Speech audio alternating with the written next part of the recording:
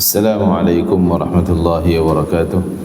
Alhamdulillah rabbil alamin wassalatu wassalamu ala rasulil amin wa alihi wa sahbihi wa man nasarahu wa tabi'a walahu ila yaumiddin. Rabbi shrah li sadri wa yassir li amri wahlul 'uqdatam min lisani yafqahu qawli ma ba'd. Muslimin muslimat, hadirin hadirat rahimakumullah. Alhamdulillah, syukur pada Allah SWT kita memanfaatkan waktu dan tenaga dan segala nikmat yang Allah kurniakan kepada kita, kesihatan, tenaga dan masa untuk kita menjana kebaikan kita dunia dan akhirat, mencari jalan lurus menuju kepada redha Allah SWT, menanamkan kecintaan kita kepada baginda Rasulullah SAW dan syariatnya dan sunnahnya. Mudah-mudahan dengan semua tujuan kita demikian, objektif kita akan diberikan oleh Allah Ta'ala, akan redanya, sehinggalah bertemu Allah dalam keadaan Allah mengampuni dan juga memberi rahmatnya yang maha luas. Amin ya rabbal alamin. Masih pada tuan-tuan yang melapangkan masa untuk kita duduk dalam mendengar pengajian kitab hadis, kalam, perkataan, isyarat, ajaran daripada baginda Rasulullah SAW.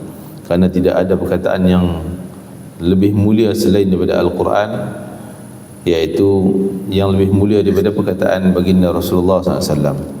Mendengarnya akan membuahkan cahaya dalam hidup, mendengarnya akan membuahkan petunjuk kita di dunia dan sehinggalah berjaya di akhirat.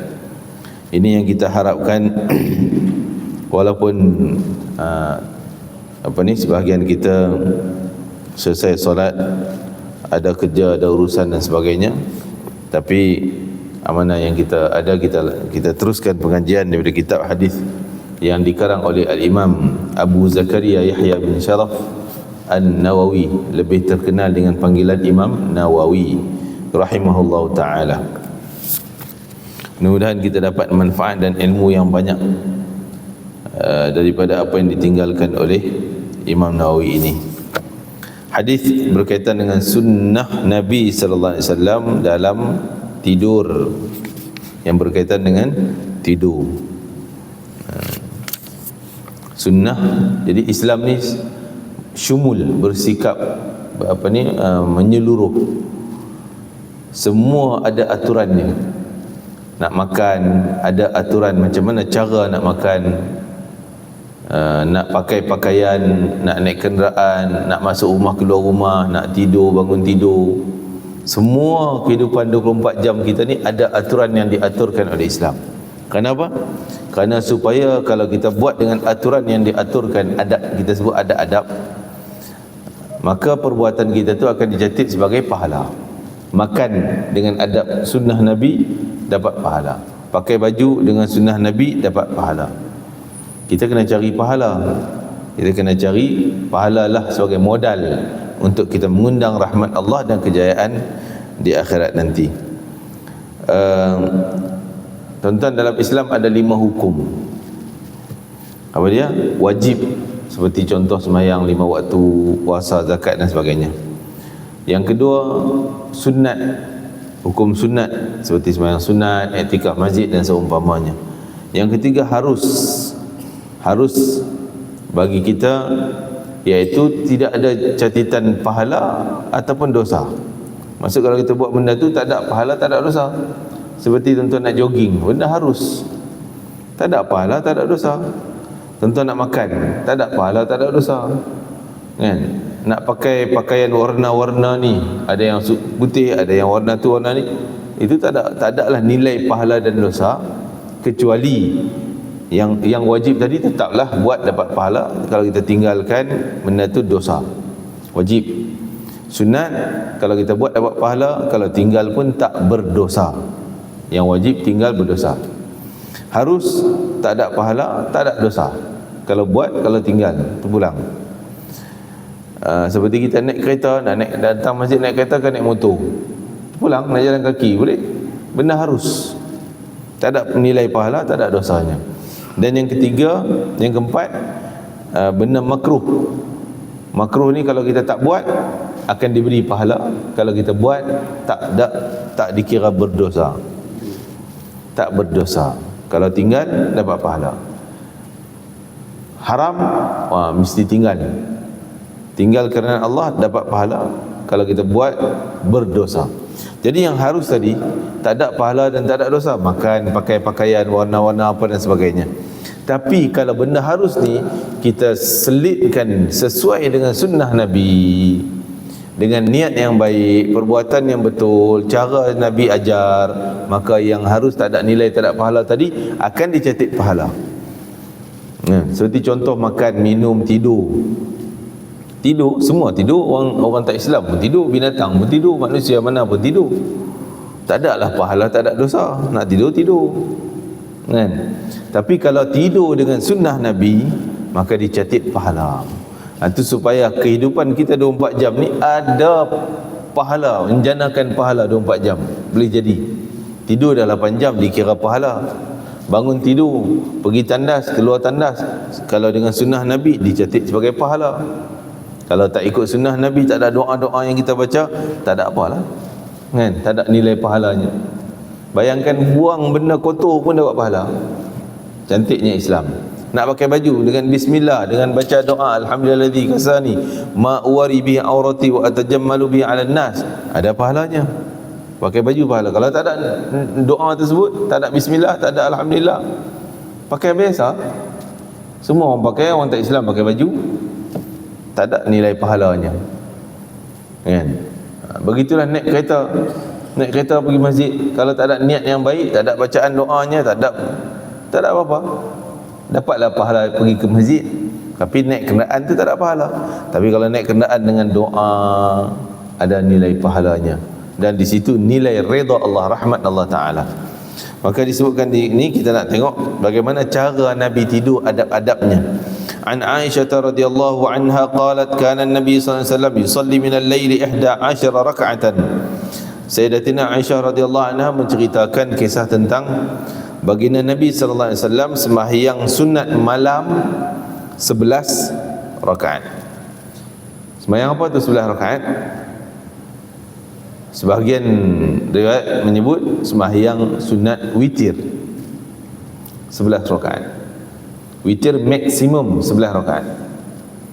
Witir sunat yang Nabi anjurkan sangat-sangat, merayu supaya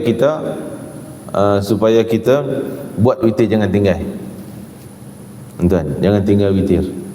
Kita selalunya kebanyakan orang witir kenai dengan witir ni hanya bulan Ramadan. Sebab tarawih witir, tarawih witir. Luar Ramadan dah witir tak ke mana. Jangan. Witir benda yang sangat penting, walaupun tak fardu, tak wajib, tapi ia adalah sangat penting. Nabi SAW berpesan kepada sahabat, wasiat, so jangan tinggal sembahyang duha, sembahyang witir dan sembahyang malam. Sembahyang witir penting. Witir bermula daripada kita selesai solat Isyak, boleh buat witir. Penamat witir subuh, azan subuh, itu penamat dia. Jadi mungkin kita sembahyang Isyak pukul 8.45, 9 malam, sampai subuh tu pukul 6. Berapa jam, banyak jam, kan? Jadi dituntut sembahyang witir ni sekurang-kurang 1 rakaat cukup setiap malam. Tapi mana lebih baik, boleh kita buat lepas sembahyang Isyak, sebelum kita tidur, boleh. Ataupun kita tidur dulu tanpa witir, bangun sembahyang sunat tahajud, last baru witir pun boleh. Dua-dua tu mana lebih baik? Lebih baik yang bangun malam buat witir. Tapi kalau ada orang yang tak kadang-kadang bangun malam, kadang-kadang tak bangun, lebih baik dia buat witir sebelum tidur. Lebih baik buat witir sebelum tidur. Jadi witir, sekurang-kurang witir 1 rakaat. Itu bilangan ganjil 1, 3, 5, 7, 9, 11. Ini maksimum witir. Jadi Nabi tak pernah tinggal sembahyang witir 11 rakaat. Ada yang mengatakan Nabi campur witir sebahagian lagi dengan solat tahajud dan malam. Fa idza tala'a al-fajr, dah sembahyang malam, tengah malam ni maksud sebelum subuh. 11 rakaat, tapi semayang 11 rakaat kalau kita mungkinlah buat 10 minit dengan 15 minit laju. Tapi 11 rakaat Nabi kan, boleh habis 1 rakaat dengan bacaan surah Baqarah, Ali Imran, An-Nisa. 3 surah 1 rakaat. Itu 1 rakaat Nabi. Bagaimana sebelahnya? Faidha tala'al fajru, apabila terbit fajar subuh, salla raka'atain, Nabi sembahyang sunat 2 rakaat. Khafifatain, 2 rakaat, simple, ringan. Jadi kita buat azan sembahyang sunat. Sebagian orang mengatakan dia pecah sembahyang sunat fajar 2 rakaat, sunat qabliyah subuh 2 rakaat. Bagi saya, pada amalan saya sendiri, tak. Kita lepas azan hanya ada 2 rakaat saja. Walaupun kita tak menyalahkan, tak salah pun dia nak buat 4 rakaat, 2 fajar, 2 qabliyah subuh, 4 jadi 4, silakan, tak ada masalah. Tapi sekurang-kurangnya 2 sahaja pun dah cukup qabliyah subuh. Dan ini sunat-sunat yang mengiringi sembahyang yang tak pernah Nabi tinggal. Tuan, kalau zuhur tak sempat, qabliyah, ba'diyah, asar qabliyahnya, maghrib, isyak, tapi subuh jangan tinggal. Kalau boleh qada.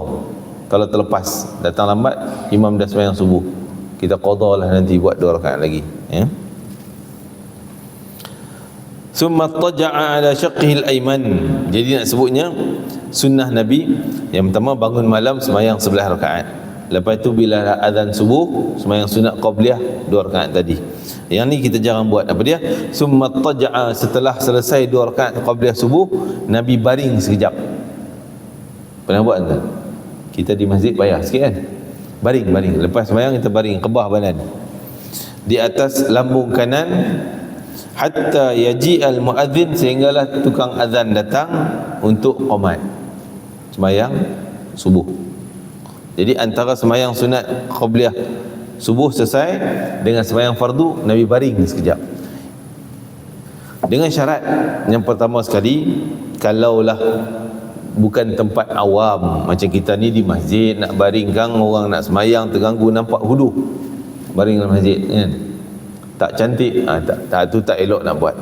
Adapun Nabi buat ni dalam rumah dia, sebab Nabi sembahyang sunat qabliyah dalam rumah Nabi, dan Nabi baring pun dalam rumah dia.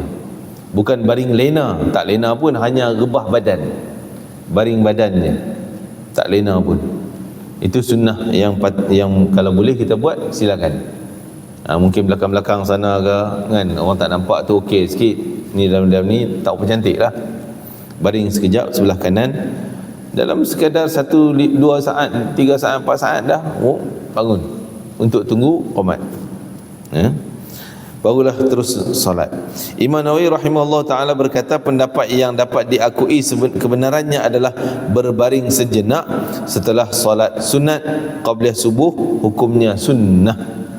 Berdasarkan hadis yang diriwayatkan oleh Abu Hurairah dan telah disebutkan sebelumnya. Kemudian berbaring di sebelah kanan. Nabi buat benda ni kerap, boleh kata setiap pagi. Ini sunat, sehingga perbuatan tersebut hukumnya sunat dan bukanlah hukumnya wajib, bukan wajib. Yang disunnahkan adalah berbaring miring ke kanan sahaja, bukan tidur, bukan lena, ya. Okay, hadis seterusnya daripada Hudzaifah al-Yaman radhiyallahu anhu qala, kana an-nabi sallallahu alaihi wasallam idza akhadha madja'ahu min al-lail wada'a yadahu tahta khaddih. Nabi bila tidur waktu malam, Nabi akan letak tapak tangan di bawah pipi, walaupun ada bantal. Baring nak tidur malam ni, tidur malam, Nabi baring sebelah kanan. Jadi muka Nabi menghadap kiblat. Rusuk kanan sebelah bawah, rusuk kiri naik atas. Kan, boleh bayang tuan. Dan tapak tangan kanan letak kat pipi kanan. Summa yaqul, kemudian Nabi baca doa, Allahumma bismika amutu wa ahya. Doa tidurlah.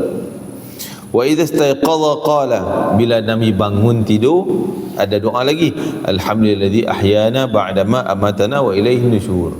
Kalau ini je kita baca, doa tidur dengan cara Nabi, baca doa tidur, lena macam biasa. Ni tangan macam mana Ustaz? Sampai ke pagi ke? Tak, mula-mula tidur je tuan, kena boom tidur, tak tangan kat situ, baca doa. Lepas itu tuan-tuan nak pusing 360 darjah, pusing lah macam mana pun, kan? Tak apa dah, kita dah ambil yang permulaan sunnah, dah catat pahala kerana Nabi. Dan bangun pula alhamdulillahillazi ahyana ba'd, bangun-bangun sebelum basuh muka, sebelum masuk tandas, sebaiknya baca. Kalau dah pun bangun turun ke tandas nanti bacalah pun tak apa, tapi lebih baik lebih awal.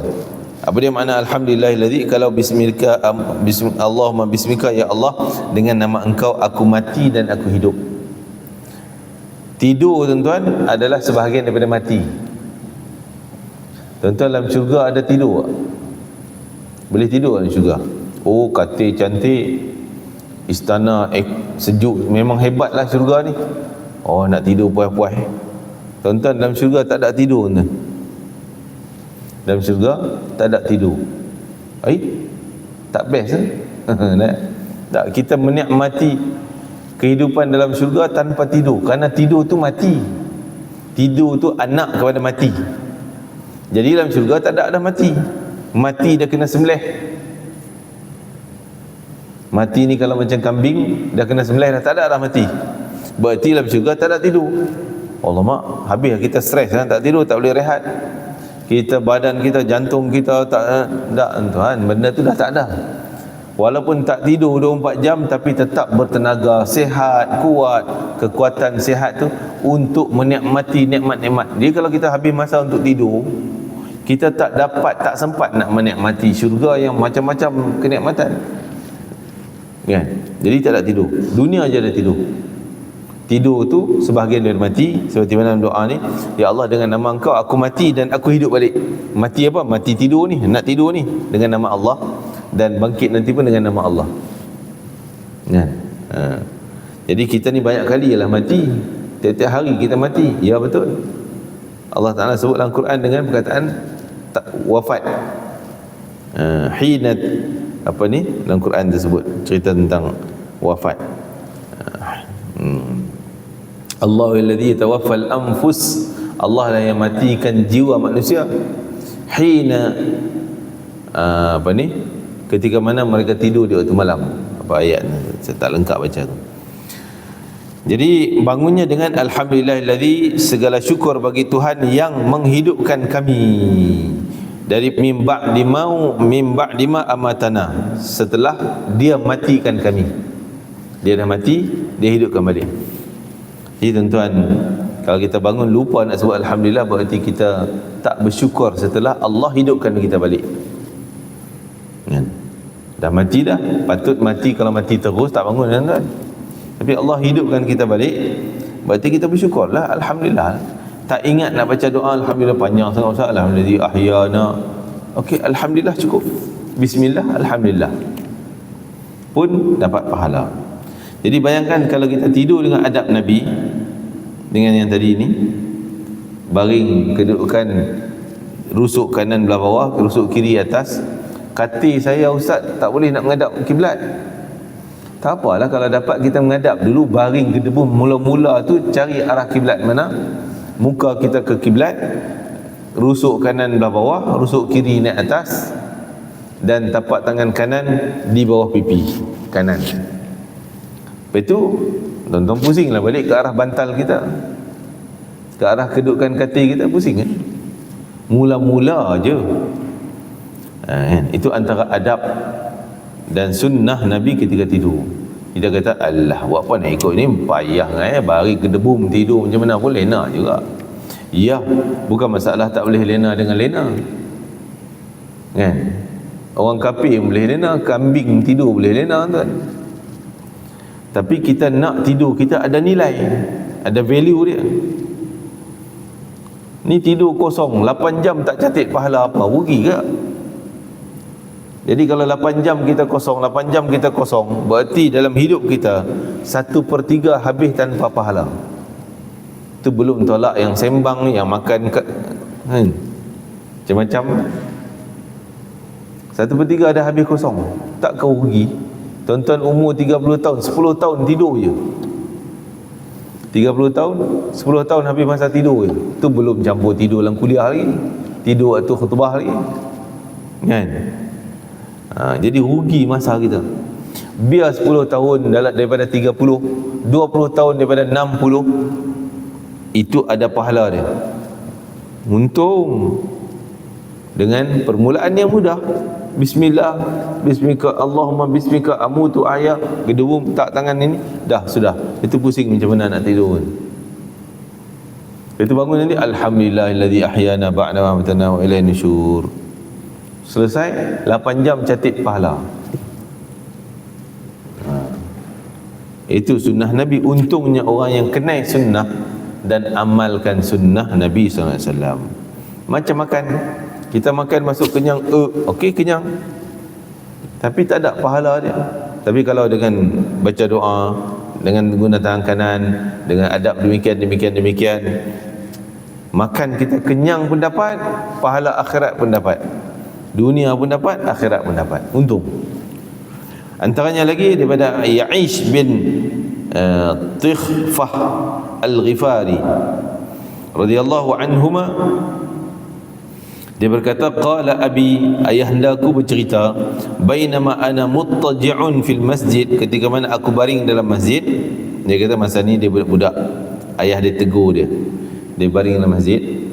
Ala batni, aku tidur meniarap. Idza rajulun yuharrikuni, tiba-tiba ada seorang lelaki, ni ayah dia yang tidur ni, ayah dia cerita ke anak dia. Satu ketika ayah dia tidur menyerap dalam masjid. Tahu menyerap kan tuan? Dada kita ke bawah. Yuharrikuni, tiba-tiba ada orang kejut aku, bangun. Birijlih, dengan goyang kaki dia. Maksudnya kejut di kaki, kejut bangun. Faqala inna hadha dha'jatun yubghiduha Allah. Tidur macam ni, tidur yang mendatang kemurkaan Allah. Allah murka tidur macam ni, niarap. Fa nazartu, aku paling tengok siapa yang kejut tadi. Tengok Rasulullah yang kejut aku. Tidur niarap tak boleh. Niarap kerana nak urut belakang kita, kerana nak berubat belakang kita, doktor suruh niarap sekejap, itu tak ada masalah. Tapi tidur lena. Niarap makruh hukumnya. Makruh hukumnya. Dari sudut sunnah tak boleh. Tapi dari sudut kesihatan pun tak elok lah tuan. Mungkin tuan-tuan pakar ke, sebab kita menekan jantung kita. Tidur sunnah tadi, kanan belah bawah, kiri atas, merehatkan jantung kita. Jantung kita duduk atas, jantung kiri ni. Kalau kita tidur terbalik, kiri di bawah, jadi menekan jantung. Kita nak nafas sampai payah. Kalau kena ada orang asma, lagi masalah. Kan? Tapi dengan sunnah Nabi ni sesuai dengan kesihatan, sesuai dengan kebaikan badan kita. Kalau tak baring belah kanan bawah tadi pun, sekurang-kurangnya kita melentang, bukan meniarap. Meniarap menekan jantung kita, dan kita nak bernafas payah, dada kita nak kembang, ya. Itu signifikannya untuk kesihatan kita. Jadi Nabi kata tidur macam ni tak elok. Syaitan suka, Allah murka. Meniarap. Kecuali kerana sakit belakang tak boleh tidur, itu kerana yang dikira uzur. Kan? Kena pesan ni, kita kena pesan pada diri kita, tak boleh buat, dan pesan pada siapa? Seperti Dighfah ni, si bapa pesan ke anak dia, kau jangan tidur baring, jangan tidur jangan tidur meniarap. Jangan tidur meniarap. Inna hadhi, tidur ini boleh mendatangkan murka Allah. Qala fa nadartu, tiba-tiba aku tengok yang tegur aku itu adalah Rasulullah sallallahu alaihi wasallam. Rasulullah melarang tidur meniarap. Hadis lain daripada Abu Hurairah radhiyallahu anhu, anin Nabi sallallahu alaihi wasallam qala, man qa'ada maq'adan lam yadhkurillah ta'ala fihi kanat alaihi min Allah ta'ala tiratun.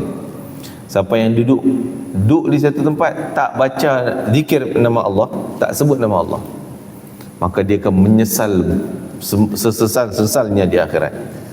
Sebab apa? Walaupun dunia kita kata duduk saja,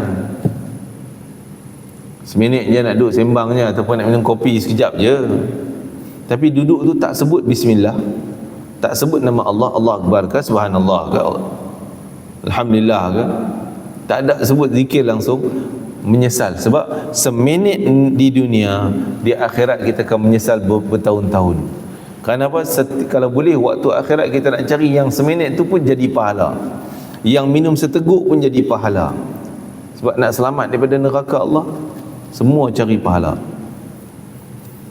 Menyesalnya aku duduk sembang kedai kopi, langsung tak sebut nama Allah. Duduk minum dengan kawan, langsung tak sebut nama Allah. Minum tak baca doa, tak baca bismillah, menyesal. Sebab tu benda tu tak mendatangkan apa-apa dah di akhirat.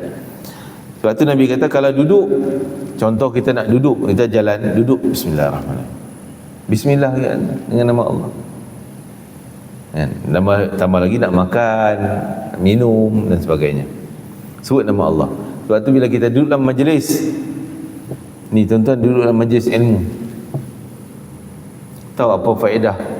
Mungkin tuan-tuan kata, alah ustaz mengajar benda macam ni kami tahu dah. Ni bukan tuan-tuan nak sebut, maksudnya saja contoh kita nak buat. Benda remeh. Tapi walaupun ilmu kita tak tahu, tak dapat, kita tak dapat ilmu, tapi kita dapat keampunan Allah, kita dapat jalan syurga, kita dapat kasih sayang Allah, dapat peluang mati nanti. InsyaAllah orang yang istiqamah dengan majlis ilmu pasti matinya dengan husnul khatimah, husnul khatimah saat kematian. Itu sebagai keputusan kita syurga neraka, dah tahulah keputusan awal, kita dah tahu mati husnul khatimah, selamatlah dia. Mati dengan su'il khatimah belum tentu, tak tahu keadaan macam mana selepas mati ni, tak azab lebih berat. Jadi orang yang selalu hadir dalam majlis ilmu, berarti dia suka duduk dalam majlis zikir, duduk dalam taman syurga. Allah suka, Rasulullah pun sayang, maka diberi keistimewaan akhirat nanti.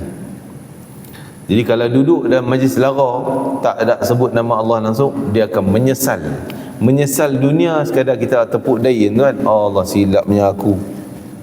Tapi menyesal akhirat satu seksaan, dia akan gigit kuku dia, tangan dia, makan. Menyesalnya aku ngak makan. Disebutkan. Bergantung pada sesal apalah. Kalau menyesal sebab dia buat dosa, dia akan menyesal sampai makan, gigit, rosakkan tangan dia sendiri. Dan seterusnya Nabi kata, manit taja'a, siapa yang baring masja'an, tidur, la yadhkurullah, tak sebut nama Allah, fihi kanat alaihi minallahi tirah, juga akan menyesal akhirat. Tidur tak sebut nama Allah. Ya Allah, mudah-mudahan Allah beri taufik kepada kita dan tuan-tuan semua, supaya kita tidur ingat nama Allah, bangun ingat nama Allah, buat apa pun ingat nama Allah.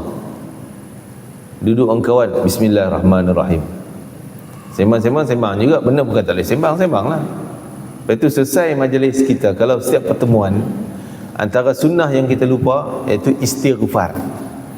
Nabi ajar bila selesai majlis ni bukan hanya majlis ilmu zikir ni je kat masjid je, tuan-tuan minum kopi kat kedai dengan kawan, tu majlis. Duduk sembang kejap kat kereta, kat bonet kereta, selesai kalau dapat baca subhanakallah hamdika asyhadu an la ilaha illa anta astaghfiruka wa atubu ilaik. Ini disebut kafarah majlis, pengampunan dosa yang kita dalam majlis.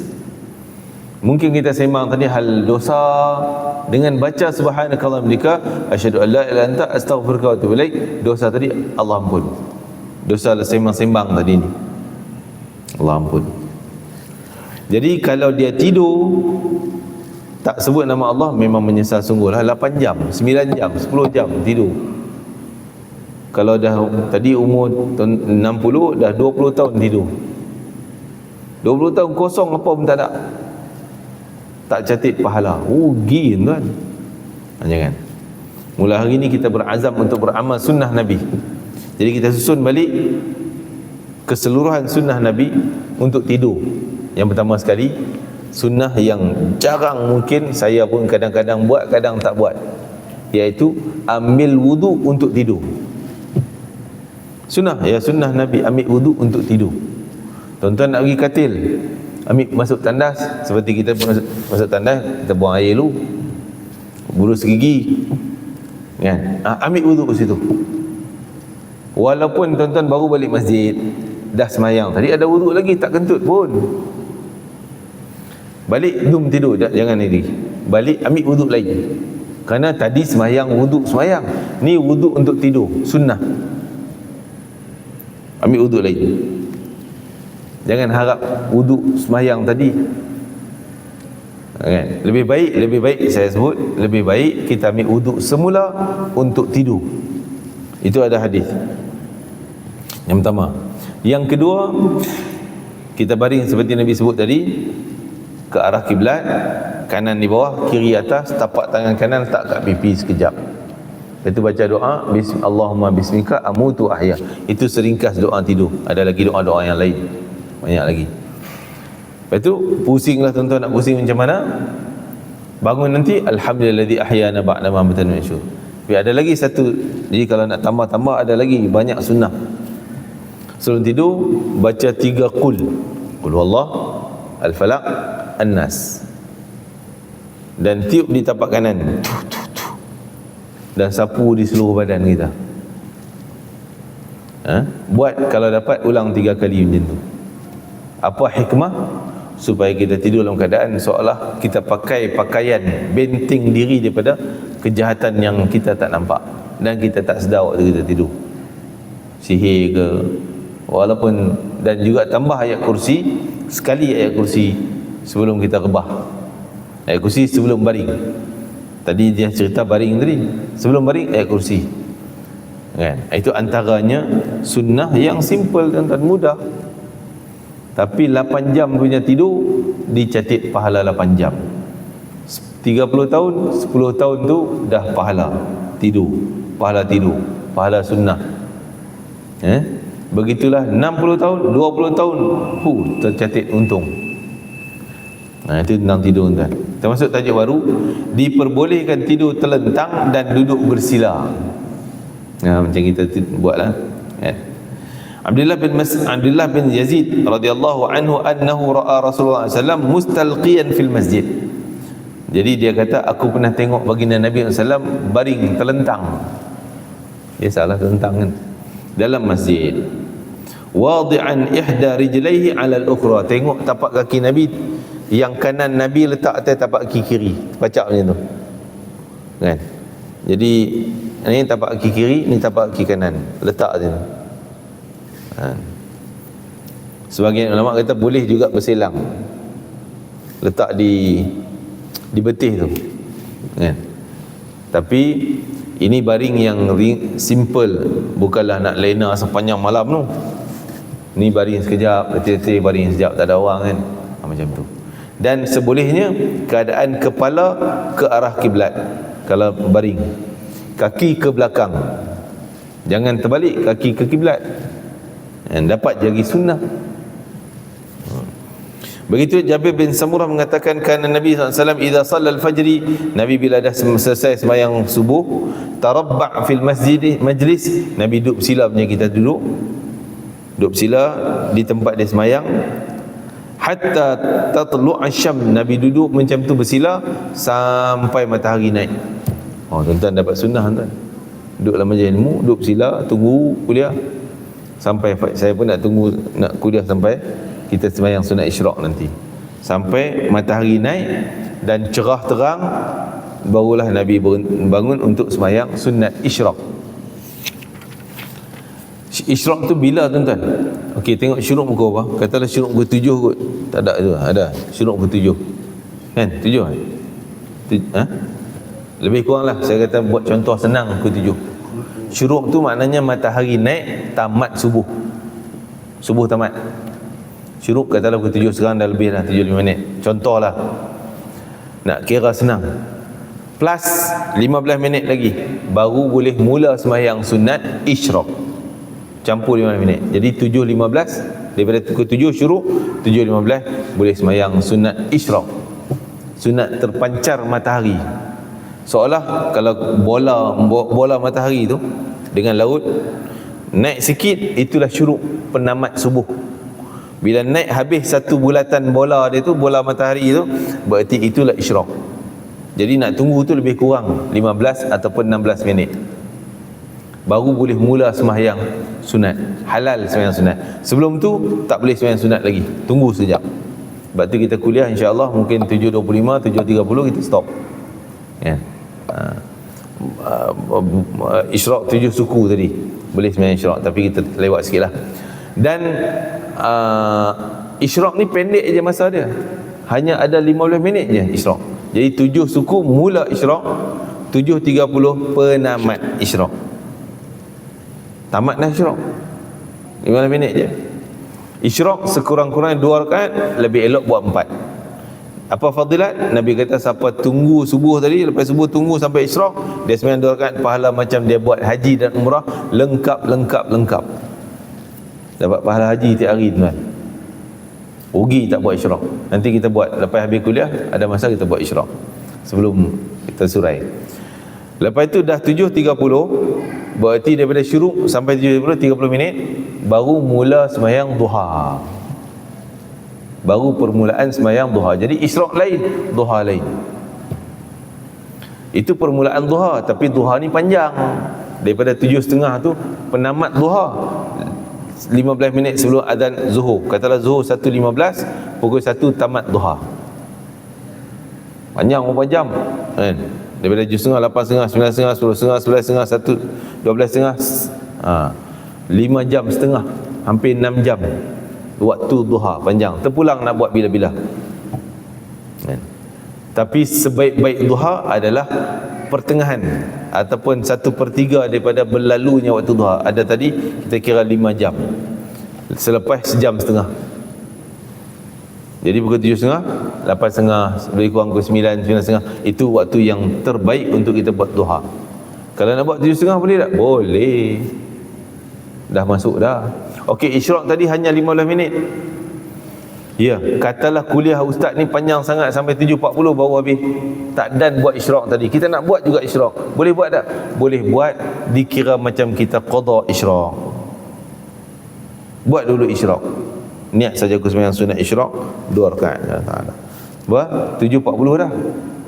Penamat dah isyraq, tapi seolah kita buat di luar waktu macam qada. Nanti buat duha lah pula. Jadi macam itulah keadaannya. Jadi Nabi akan duduk bersila, duduk sampai setiap pagi Nabi buat itu, sampai waktu isyraq barulah Nabi takkan balik daripada masjid. Ni hari ni kita berpulang buat sunnah, hari lain tak dan kot. Tuan-tuan bekerja, besok ada kuliah duduk. Masya-Allah. Tahniah pada kita dah amal satu sunnah dan berpeluang untuk buat pahala haji dan umrah dengan lengkap sempurna. Kita bawa jemaah pergi haji, belum tentu sempurnanya, belum tentu lengkap, macam-macam. Tapi dengan sembahyang isyraq 2 rakaat, pahala jaminan daripada Nabi, pahala haji dan umrah lengkap. Bukan berarti tak payah buat haji ustaz, saya dapat buat haji tiap hari ni. Taklah, haji kena wajib juga, kena pergi. Okey, jadi yang sebutnya boleh duduk bersila walaupun terlena, terningguk, tak batal wuduk. Sebab tuan-tuan, punggung kita rapat ke lantai, kira-kira tak keluar angin, tak batal wuduk walaupun terlena, selagi tak lentang. Kalau terlentang ke debu, itu batal wuduk kalau terlena lah. Jadi Nabi duduk bersila sehinggalah naik matahari terang benderang. Itu terang benderang, maksud isyraq dah, barulah sembahyang sunat 2 rakaat. Hadis yang lain, Abdullah bin Umar radhiyallahu anhu mengatakan, raaitu Rasulullah sallallahu alaihi wasallam bi fina'il Ka'bah muhtabiyan bi yadayhi hakadha wa wasafa bi yadayhi al-ihtiba' wa huwa al-qurfusa. Abdullah bin Umar kata, aku pernah tengok Nabi waktu Nabi duduk dalam Kaabah, dekat Kaabah, depan Kaabah, dengan ihtiba'. Macam mana duduk ihtiba' tuan? Macam mana saya sebut? Tuan-tuan pacak lutut naik, dua-dua kita peluk lutut. Itu ihtiba'. Boleh bayang tak? Kan? Angkat kaki, Kaki kita tak dua-dua macam tu, tapak kaki kita, lutut terpacak di atas, kita peluk lutut. Dada kita rapat ke lutut. Kalau perut tak sangkut tuan. Kalau sangkut perut tak boleh nak rapat. Tu panggil duduk, tu dia kedudukan ihtibak. Dua-dua belah itu. Dia panggil ihtibak. Jadi sama ada kita peluk dengan tangan ataupun boleh guna ihtibak ni. Kain syal ni, kain ni kita ikat belakang kita sampai ke depan lutut, ikat. Jadi macam gelang tu kan. Kain bulatan. Macam kain pelekat tu. Sarung. Jadi sangkut lutut kita kat situ. Di tangan kita bebas sikit. Jadi pinggang kita pun selamat. Selalunya saya buat di dalam masjid, nak bawa kursi ni mana ada. Masjid Nabawi. Masjid Mekah lah. Masjid Haram tak ada. Kita di masjid ada situ, okey lah juga, boleh nyanda kan. Selamat sikit pinggang kita. Jadi kalau tak ada, ambil kain ni kita ikat kat lutut supaya boleh duduk dengan cara ihtibak. Seperti ini Abdullah bin Umar tunjuk ke orang duduk macam tu. Kemudian ia merenggangkan. Terkadang Nabi rapat, kadang-kadang Nabi longgarkan sikit. Taulah perut Nabi tak macam kita. Kita ni perut dia sangkut, tak boleh nak rapat. Itu salah satu cara duduk juga di qiyas sunnah. Kalau kita duduk macam tu dapat pahala. Lagi hadis yang lain, Qailah bin Makhramah radhiyallahu anha qalat ra'aitu an-nabiy sallallahu alaihi wasallam wa huwa qa'idun qurfusa. Aku pernah lihat seperti tadi juga, aku pernah lihat Nabi duduk qurfusa, tadilah dengan peluk lutut tu.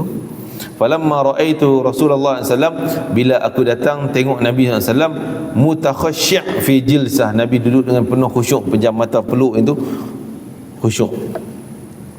Tak disebut tidur, tapi Nabi khusyuk, tenang, sambil mikir, mungkin baca zikir dan sebagainya. Ur'idtu minal farq, sehingga aku khawatir kondisi Nabi macam Nabi sakit tu. Kan bila kita khusyuk ni orang tengok, dia sakit ke tu? Kan? Rupanya lain tidur lain lah. Jadi Nabi khusyuk, nampak risau, aku nampak risau pula Nabi. Dia kata Nabi duduk lama macam tu.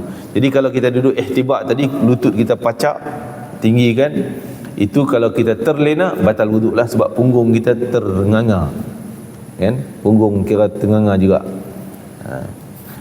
Surah hadis Syadid bin Suwaid radhiyallahu anhu qala marra bi Rasulullah sallallahu alaihi wasallam wa ana jalis hakadha qad wada'tu yadi al-yusra khalfa dhahri. Jadi dia kata Syadid ni salah sahabat Nabi, Syadid nama dia, bin Suwaid. Aku duduk satu kedudukan, tiba-tiba Nabi lalu. Macam mana aku duduk? Aku duduk tangan kiri ni khalfa dhahri, aku tongkat belakang. Wa taka'tu ala iliyah, aku duduk tongkat belakang itu. Ya. Maka Nabi kata ataqmud qit'atal maghdubi alaihim, adakah kamu suka duduk dengan cara kedudukan orang yang dimurkai oleh Allah? Tu duduk macam tu, duduk orang yang dimurkai oleh Allah. Kita duduk tongkat tangan di belakang itu. Ni tak boleh, makruh hukumnya. Dia tongkat tangan belakang. Dan ayat ni kata tangan kiri. Dan ayat lain sebut dua-dua tangan. Tongkat dua tangan belakang itu. Itu larangan menyerupai perbuatan yang Nabi larang. Nabi kata jangan, ni kedudukan ni taklah dicatat sebagai berdosa, cuma hukumnya makruh. Makruh ni berarti Allah tak suka duduk macam tu. Tak suka duduk macam tu. Jadi kadang kita nak menyanda. Nak menyanda sama ada kita ada kerusi, nyanda dinding, nyanda tiang, jangan menyanda ke tangan kita di belakang macam tu. Seorang Muslim wajib dia membezakan dengan perkara-perkara yang boleh mendatangkan larangan tadi ni. Kedudukan. Kenapa Nabi semua? Nabi nampak kedudukan tu banyak orang kafir duduk macam tu. Sebab mereka duduk menghadap berhala dia. Orang kafir Quraisy, dia berhala kan tinggi, patung berhala dia tinggi. Jadi bila nak duduk sambil tengok muka berhala dia, tongkat macam tu, tongkat belakang tangan. Nabi tak suka kita duduk macam tu. Jadi jangan elok kita abaikan, tinggalkan. Masya Allah, cantik ya hadis. Yang pertama tadi boleh duduk sila, itu tak ada masalah, sunnah Nabi. ini kedudukan duduk yang tunggu lama, baik duduk sila. Ataupun ihtibak dengan peluk lutut tadi, peluk paha kita dan lutut, itu ihtibak boleh. Tapi jangan, yang tak boleh meniarap. Kalau bab baring jangan meniarap. Nak tidur lentang ataupun atas rusuk kanan.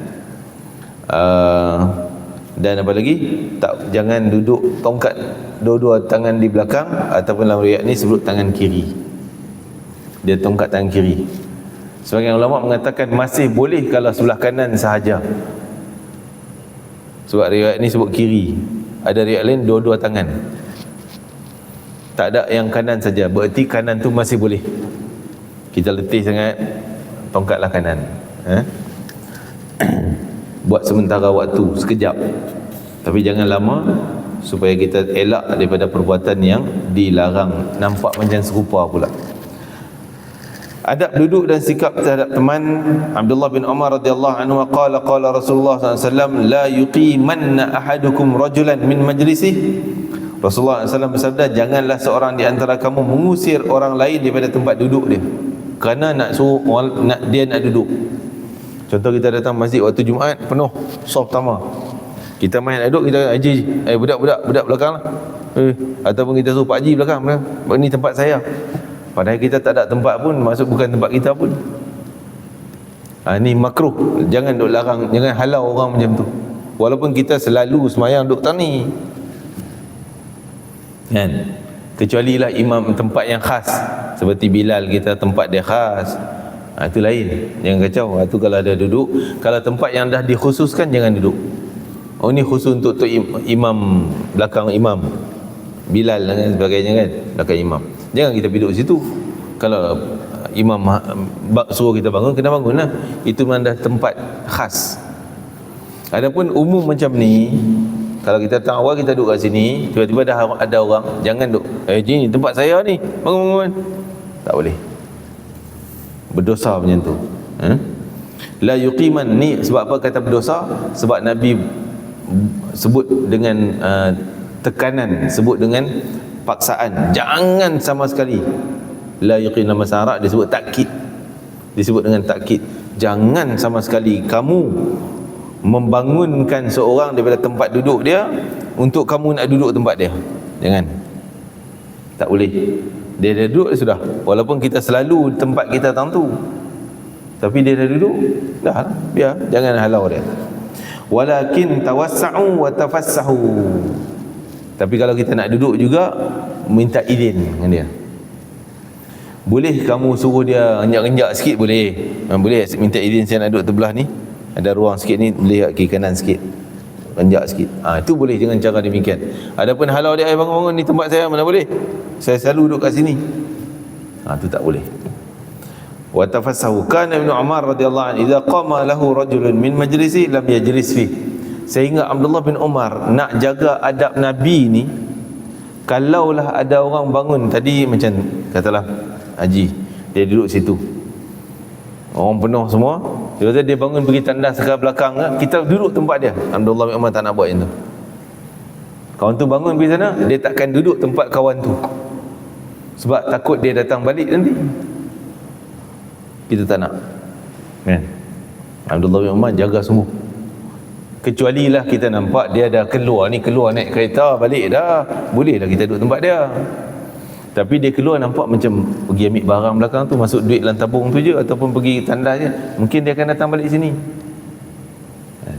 Kalaulah kita perlu nak duduk balik tempat kita, macam tu Haji nak duduk balik sini, pergi sana balik, duduk sini balik, elok kita letak tanda. Contoh ni, tak tanda tu, ataupun botol air kita ke, tanda kita. Nanti kita nak duduk balik sini, supaya orang lain tak ambil tempat kita kan. Kalau tak ada tanda tu, orang dah duduk, kita tak boleh nak halau kan. Tak boleh nak halau. Kecuali kita dah letak tanda, tiba-tiba kawan tu pergi angkat tanda kita dah letak sejadah kita punya, orang lain datang buang sejadah kita tak ni, kita boleh ambil balik, tuntut balik tempat kita tadi. Jadi dalam hal ni, larangan seorang memaksa orang, menghalau orang bangun daripada tempat duduknya kerana dia nak duduk tempat tu. Seperti juga kerusi, ialah tempat menunggu kita kan, hospital menunggu, ada kerusi-kerusi tu, ruang reception tu ada kerusi, tu pun kita guna kaedah ni. Jangan kita bangun, kecuali kita minta izin, boleh saya sakit ni, tak boleh nak diri, boleh izin saya duduk. Minta izin boleh, tapi halau ni tempat VIP ni duduk, jangan, tak boleh, itu haram. Meskipun yang baru datang itu lebih mulia, ulama ke, VIP mana ke, jangan halau, minta izin boleh. Kita nampak dia uzur, macam kita naik bas semua tempat duduk kan, tu boleh praktik hal ni. Kita tak boleh nak suruh dia bangun kecuali dengan minta izin. Yang ada uzur ataupun orang tua yang uzur boleh minta izin. Hukum ini berlaku bagi lelaki dan perempuan. Para fuqaha membuat pengecualian, iaitu jika telah dimaklumi bahawa ada orang yang biasa duduk tempat tertentu di masjid untuk mengajar. Contoh, ni memang kuliah, tempat kerusi kuliah, tuan-tuan main duduk sini, kena halau tuan. Ustaz nak main ceramah kan, tempat Bilal lah, tempat Bilal, orang dah tak sejadah Bilal, sejadah yang kedua sebelahnya mungkin ada orang khas, jangan duduk, jangan. Atau jangan duduk. Kalau dah duduk boleh dihalau, ni tempat khas ni imam dengan Bilal, dengan imam kedua ketiga, jangan marah lah, sebab memang dah ada tanda, ada khas.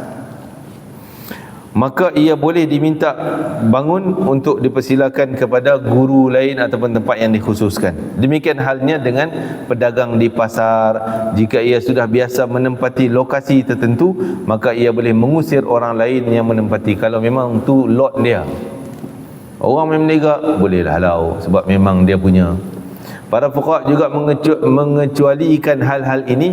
Ini tidak bertentangan dengan anjuran untuk bangkit dari tempat duduk untuk menghormati orang alim. Kalau dia sendiri bangun, tak ada masalah. Dia sendiri bangun untuk orang tua duduk, tu tak dilarang, bukan disuruh bangun, dia sendiri nak bangun, tak apa itu.